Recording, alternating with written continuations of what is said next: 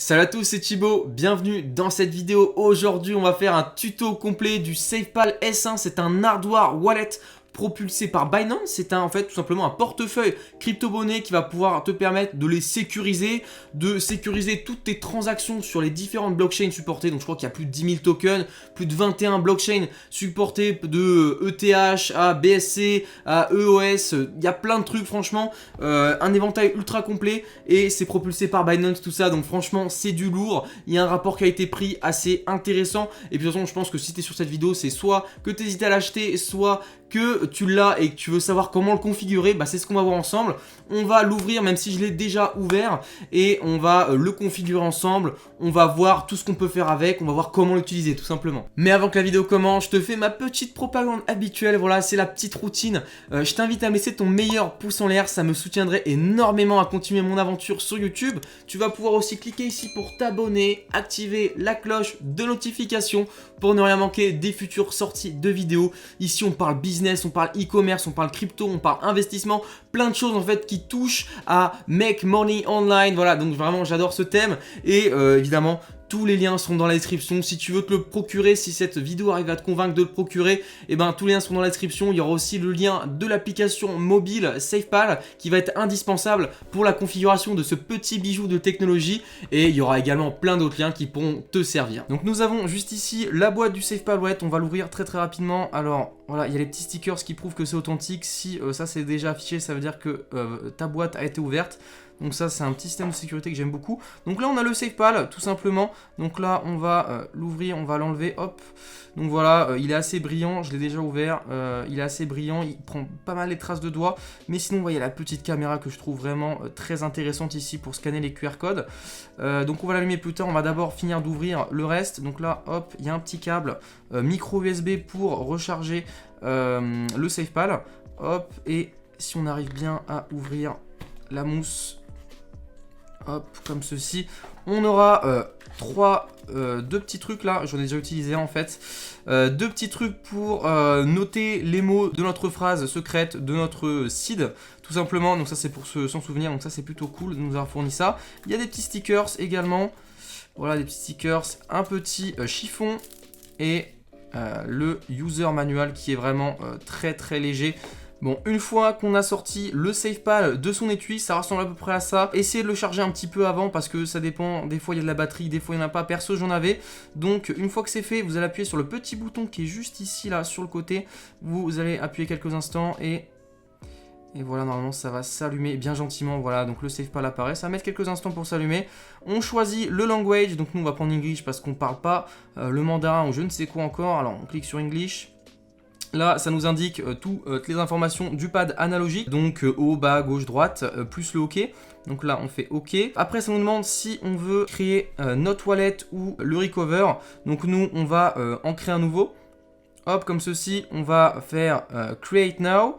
Et là, va falloir sélectionner le nombre de mots qu'on veut dans notre site, donc soit 24, 12 ou 18 pour un maximum de sécurité. Et je vous le conseille, c'est de prendre 24. Bon, après, voilà, c'est peut-être un peu trop, certains, ça dépend en fait. Vous faites comme vous voulez.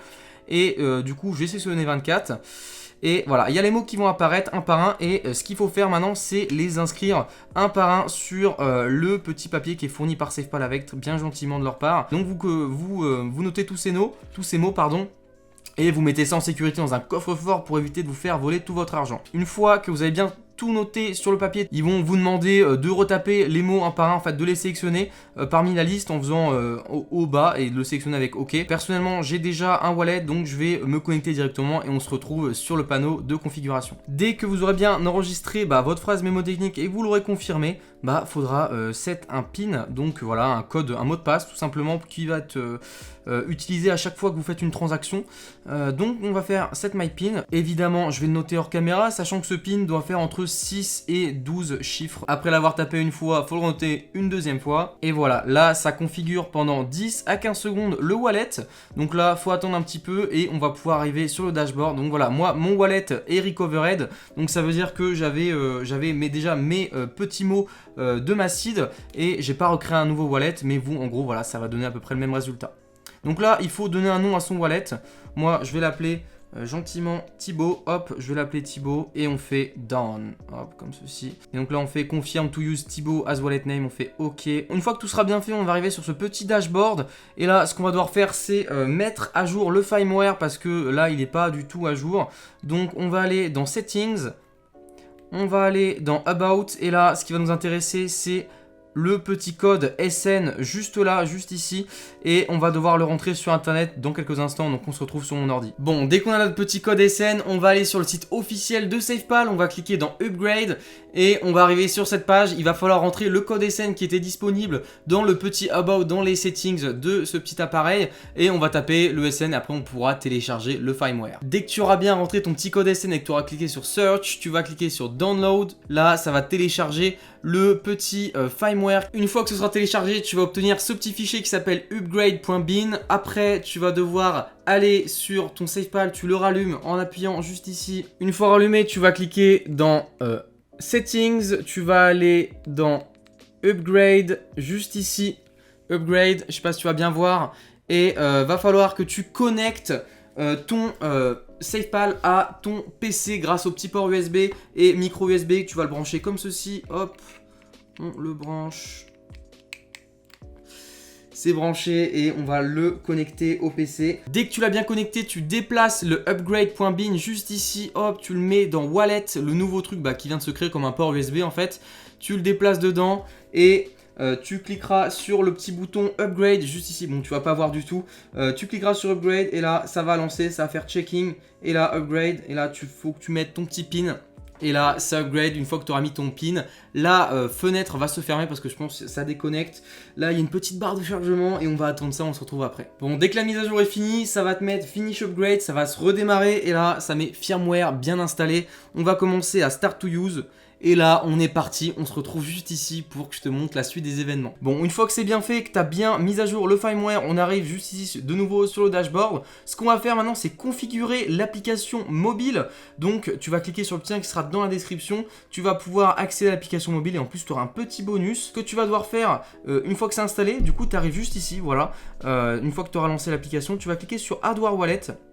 Donc là, c'est Hardware Wallet, c'est exactement ça. Il va y avoir plein de petites instructions, en fait, nous, on va le voir ensemble. Donc, il faut entrer le petit Security Password que tu auras setup au début de l'application. Là, on arrive là, une fois que tu as mis ton petit mot de passe, on va scanner pour appareiller, en fait, l'application mobile et le SafePal. Donc, on clique sur Scan, on va scanner la caméra qui est juste là. Hop. Et voilà.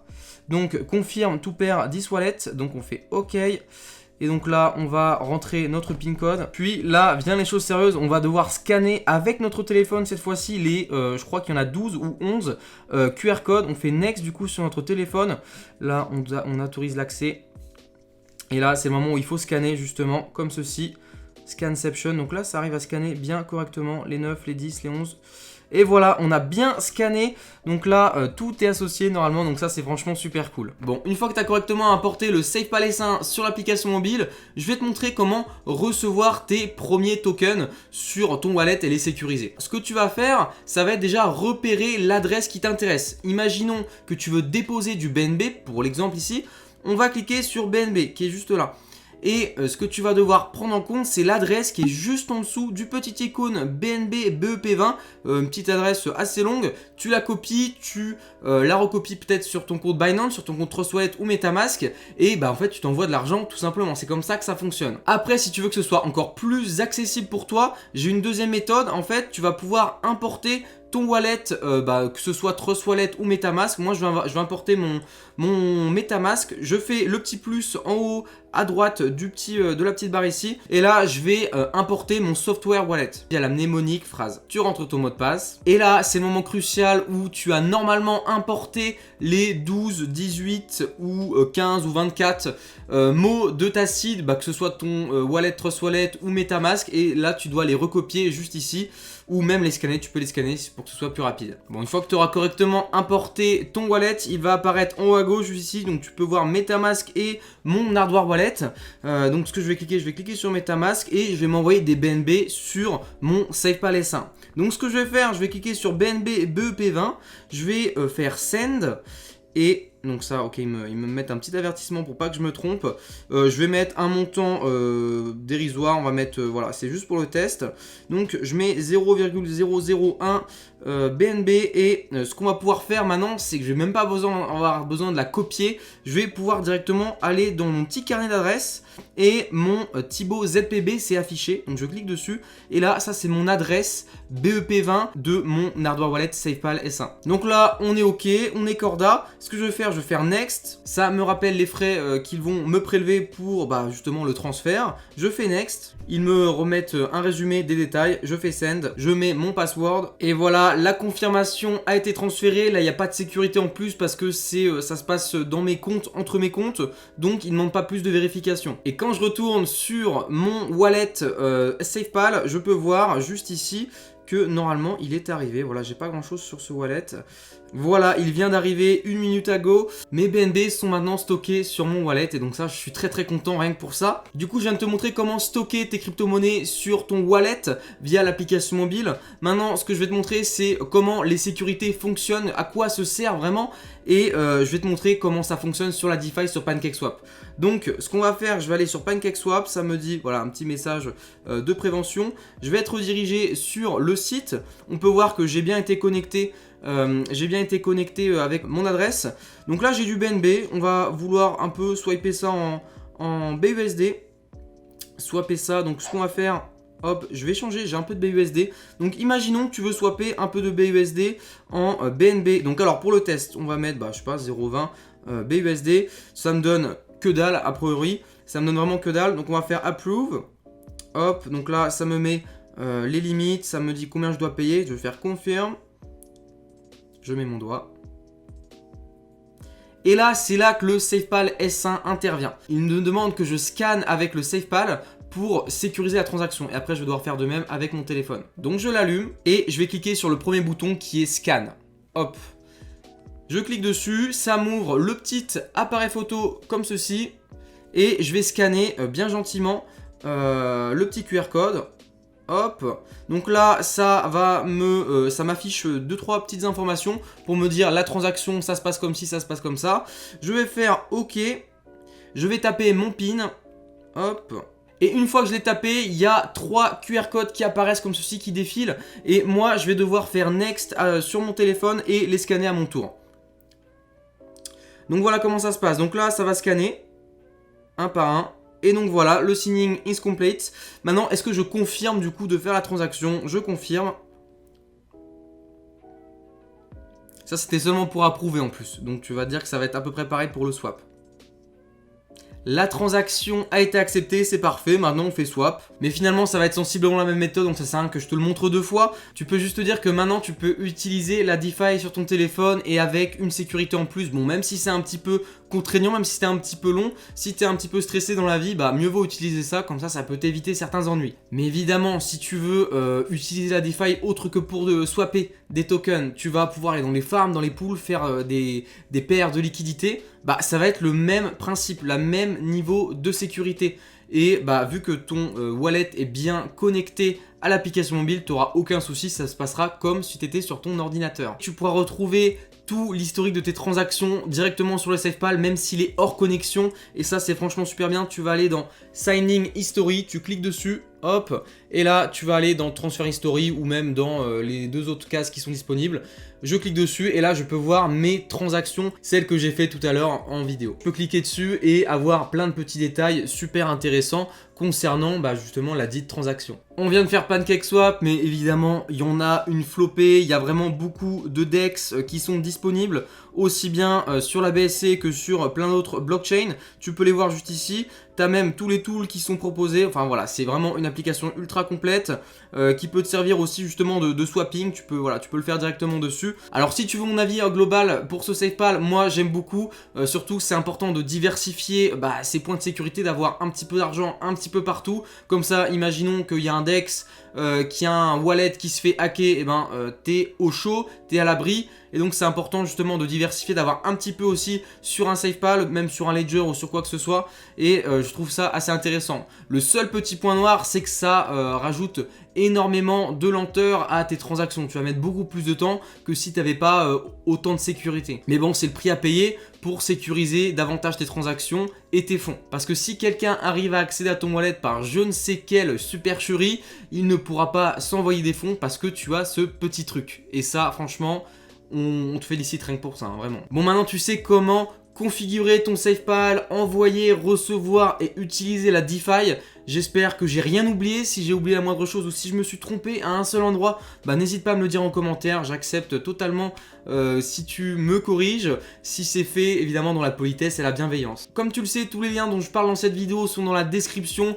Aussi bien le SafePal S1 si tu ne l'as pas encore acheté, ou même l'application mobile et encore plein d'autres liens qui pourront sans doute te servir. Et donc n'hésite pas à aller y faire un tour. En tout cas, si cette vidéo t'a plu, je t'invite à me laisser ton meilleur pouce en l'air, ça m'aiderait énormément. Tu peux aussi aller cliquer ici pour t'abonner, activer la cloche de notification pour ne rien manquer des futures sorties de vidéos. Et puis moi, je te dis à la prochaine pour une prochaine vidéo. C'était Thibaut. Ciao!